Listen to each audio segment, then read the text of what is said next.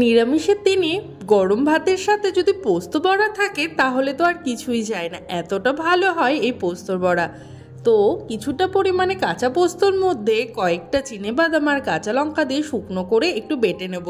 তার মধ্যে দিয়ে দেব ভেজানো মটর ডাল, তোমরা চাইলে কিন্তু বেসনও দিতে পারো। আমি এখানে মটর ডাল ভেজানো দিয়েছি, দিয়ে সামান্য একটু জল দিয়ে একদম স্মুথ পেস্ট তৈরি করে নেব।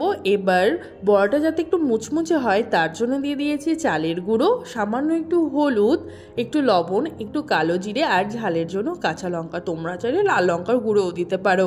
এবার সব কিছু ভালো মতো মিক্স করে নিয়ে তার ওপরে সামান্য একটু কাঁচা পোস্ত দিয়ে ভালো মতো ডুবো তেলের মধ্যে হালকা হালকা করে ভাজলেই তৈরি এই পোস্তর বড়া।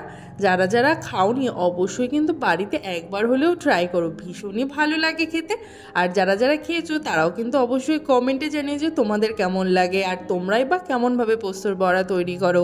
আর যারা আমার পেজে বা চ্যানেলে নতুন অবশ্যই কিন্তু আমার চ্যানেল আর পেজকে সাবস্ক্রাইব আর ফলো করে দিও।